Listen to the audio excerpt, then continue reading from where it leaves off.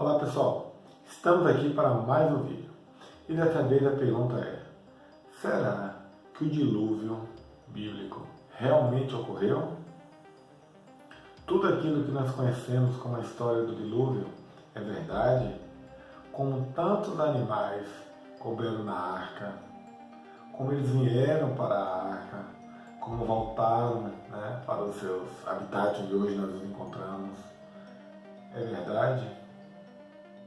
Em Gênesis 5, nós vemos a genealogia desde Adão até Noé.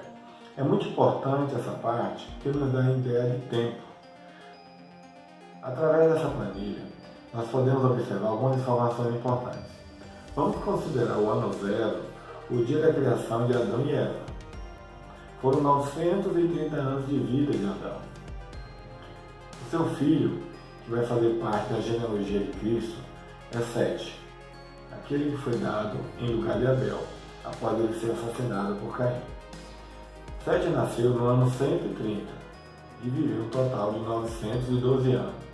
A partir dessa soma, eu percebo que Sete morreu no ano 1042. Aí vem a sequência dos filhos, a genealogia. Sete teve um filho chamado Enos, Enos teve um filho chamado Quenã, Quenã teve um filho chamado Malalel, Malalel teve um filho chamado Jared. E de Jared nasceu no ano 622 um filho chamado Enoque, que nós conhecemos muito, porque no ano 365, após seu nascimento, ele foi arrebatado aos céus e não morreu. Ou seja, esse fato ocorreu no ano 987. Filho de Enoque, Matusalém, foi o homem que mais viveu sobre a face da terra. Foram 969 anos. Muitas pessoas não acreditam que seria o mesmo ano de 360 dias como hoje é feito, mas sim, é o mesmo ano de 360 dias. Ele morreu no ano de 1656. O filho de Matusalém é Lameque, por sinal, pai de Noé. Noé, todos nós conhecemos, é o personagem principal do dilúvio. Noé viveu 950 anos. Através da genealogia de Noé, ele teve um filho chamado Sem, Cão e Jafé. Entretanto, Sem, observe que ele viveu 600 anos de vida. Ele morreu no ano 2059.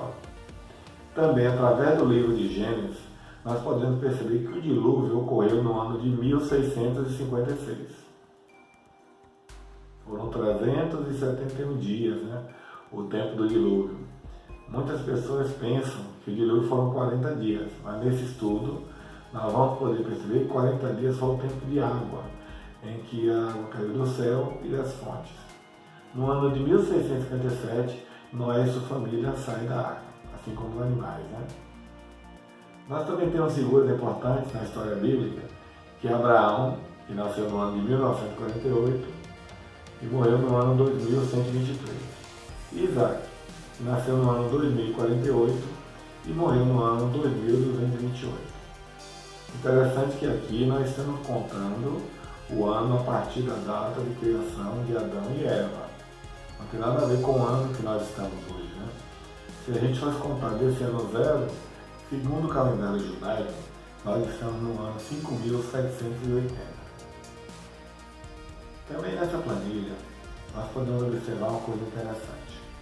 Matusalém, ele morre no ano de 1656. Observe que é o mesmo ano em que ocorre o dilúvio, mas ele não entrou na arca. Segundo as informações que nós vamos ver, Deus colocou aquelas pessoas do qual ele se agradou. Então eu acredito que Matusalém morreu no mesmo ano, alguns meses antes do dilúvio. Através dessa planilha, tem alguns fatos importantes. Sem, ele vive quase 400 anos depois do dilúvio. Quando Isaac nasce, Sem ainda viveu 12 anos. Então, Sem pode ter tido contato físico com Isaac, pode ter conversado com Isaac, pode ter conversado com Abraão. Então, muitas informações pré-diluvianas podem ter sido passadas para as próximas gerações através de Cã, Sem e Jafé. A história do dilúvio, ela começa a ser contada a partir de Gênesis 6. E aconteceu que, como os homens começaram a multiplicar-se sobre a face da terra e lhes nasceram filhas, viram os filhos de Deus que as filhas dos homens eram formosas e tomaram para si mulheres de todas as que escolheram. Então disse o Senhor: não contenderá o meu espírito para sempre com o homem, porque ele também é carne, porém os seus dias serão 120 anos. Aqui nessa passagem, muita gente confunde e questiona a Bíblia, dizendo assim: mas Deus limitou 120 anos de existência para o homem. Não. Aqui Deus estava marcando que daquele momento em diante haveria 120 anos até o dilúvio. Havia naqueles dias gigantes na terra. E também depois, quando os filhos de Deus entraram as filhas dos homens e delas geraram filhos. Esses eram os valentes que houve na antiguidade, os homens de fama. Aqui entra outra parte bastante contundente da Bíblia, polêmica, porque a Bíblia está falando sobre gigantes. Muitas pessoas imaginam que esses gigantes seriam homens de 10 metros, 20 metros. Não. Os gigantes, no contexto que a Bíblia nos mostra, seriam pessoas mais altas do que as pessoas normais. Por exemplo, todos nós conhecemos Golias. Na Bíblia, Golias é medido com altura de cerca de 2,80 metros de altura. Então, ele é um gigante por ser maior que as outras pessoas, a não ser humano normal. Além de Golias, houveram outros homens citados como gigantes na Bíblia. Inclusive um deles possuía 24 dedos. Ele tinha 6 dedos em cada mão, e 6 dedos em cada pé. E ele foi morto pelo exército de Davi. Lá em Números 13, 33, diz assim: também vimos ali gigantes, filhos de Anak, descendentes dos gigantes, e éramos aos nossos olhos como gafanhotos, e assim também éramos aos seus olhos. Aqui nós vemos uma expressão utilizada pelo narrador para contar como os homens, os filhos de Anak, eram maiores do que ele. Mas nós não podemos enxergar isso de forma literal. E a outra polêmica dessa passagem é justamente a expressão filhos de Deus e filhas dos homens. Existem várias teorias, Algumas pessoas dizem que os filhos de Deus seriam os descendentes de Sete. Eu particularmente não acredito nessa teoria, porque quando nós procuramos o termo filhos de Deus no Antigo Testamento, nós encontramos lá em Jó. Jó 1:6. E no dia em que os filhos de Deus vieram apresentar-se perante o Senhor, veio também Satanás entre eles. Lá em Jó 2:1 diz o seguinte: e vindo outro dia, em que os filhos de Deus vieram apresentar-se perante o Senhor, veio também Satanás entre eles, apresentar-se perante o Senhor. É fácil a gente perceber que esses filhos de Deus aqui se referem a anjos e não a seres humanos. A expressão original, que é usada lá em Gênesis 6:4, é a mesma utilizada aqui em Jó. Filhos de Deus, quando se refere às pessoas, foi um termo bastante utilizado já no Novo Testamento e não no Antigo Testamento. E aqui vem uma pergunta, E nesse caso, então, os anjos, eles poderiam ter relações sexuais com pessoas, com humanos? Pelo meu entendimento na Bíblia, é assim. Primeiramente, o anjo, ele possui algumas características, eu acredito que em determinado estado, que ele possa tomar, humanas. Como? Lá com Ló, por exemplo, a gente entende que os anjos, eles chegam na cidade e as pessoas lá de Sodoma, de Gomorra, elas percebem que eles eram pessoas diferentes. A Bíblia nos conta que eles são um pouco maiores que nós, seres humanos. Salmos 8, 4 a 5. Que é o homem mortal para que lembres dele? E o filho do homem para que o visites? Pois pouco menor o fizeste do que os anjos, e de glória e de honra o coroaste. Nessa passagem de Salmos fica claro que os anjos são um pouco maiores que os seres humanos. Em algumas partes da Bíblia a gente percebe isso, né? Josué, quando ele é de frente com o anjo, ele diz que é um guerreiro, né? E seria motivo, claro, para caso houvesse relações entre homens e anjos, né? Os descendentes seriam um pouco maiores do que um ser humano normal. Outra característica dos anjos é que eles podem comer. Eles chegam, encontram com Abraão, comem, né? E depois é que eles se dirigem para encontrar com Ló. Na Bíblia também tem uma passagem que confunde muitas pessoas. Quando Jesus diz, né, que nos céus seremos igual aos anjos, que não se casam e não se dão em casamento.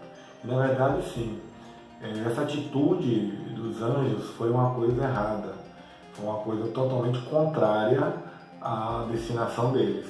Não é propósito de Deus, tanto é que nós aprendemos na Bíblia que eles foram condenados por isso. E foi um dos motivos que gerou o dilúvio bíblico. 2 Pedro 2,4 diz assim: porque se Deus não perdoou os anjos que pecaram, mas, havendo-os lançado no inferno, os entregou às cadeias da escuridão, ficando reservados para o juízo. Essa passagem, 2 Pedro, nos diz que existem anjos que pecaram, que fizeram coisas erradas e que estão presos, aguardando o dia do juízo.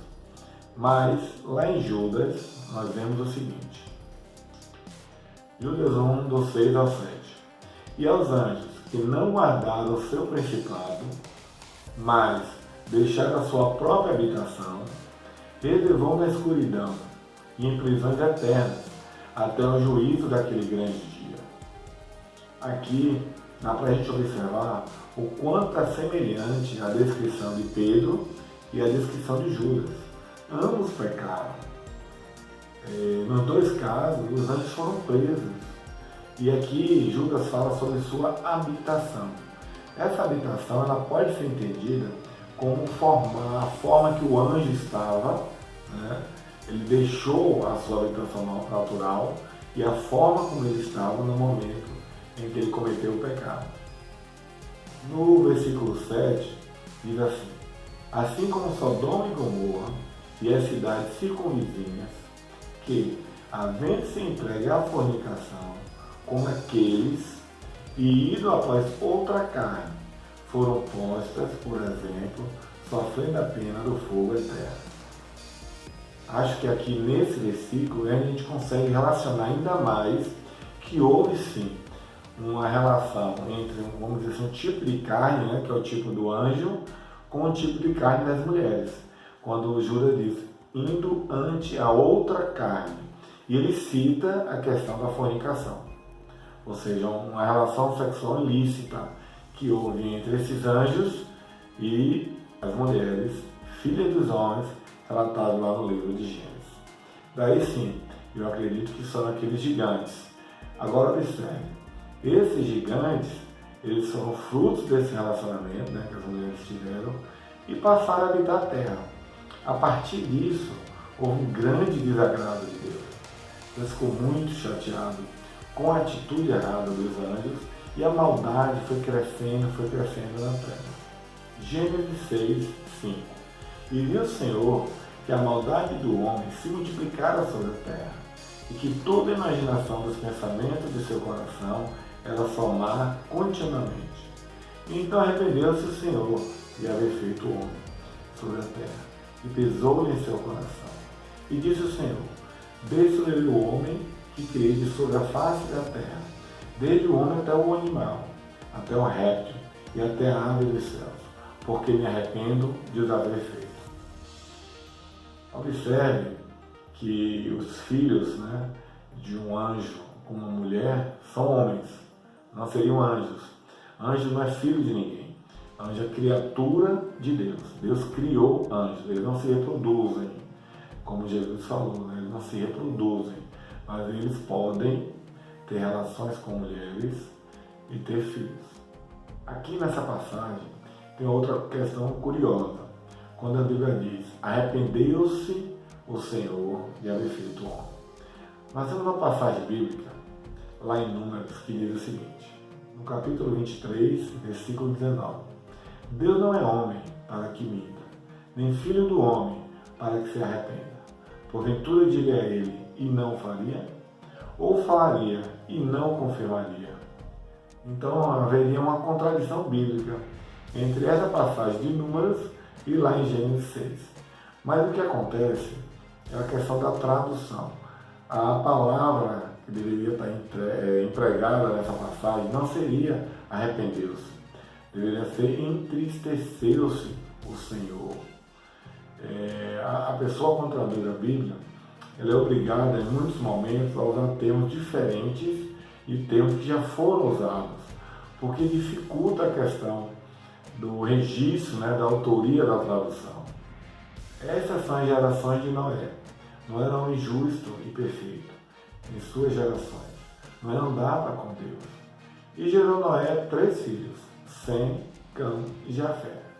A terra, porém, estava corrompida diante da face de Deus. E encheu-se a terra de violência. E viu Deus a terra, e eis que estava corrompida, porque toda a carne havia corrompido o seu caminho sobre a terra. Então disse Deus a Noé, o fim de toda a carne é vindo perante a minha face, porque a terra está cheia de violência, e eis que eu desfarei com a terra. Nós podemos então perceber que o motivo pelo qual Deus determinou o dilúvio sobre a face da terra foi justamente a maldade, o pecado, a forma como viviam as pessoas naquela época. E ele olha lá de cima e ele se agrada de Noé.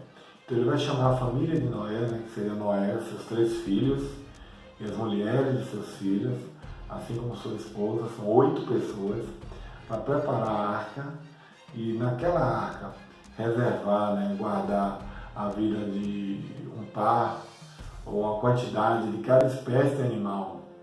E que nós vamos estudar isso no próximo vídeo.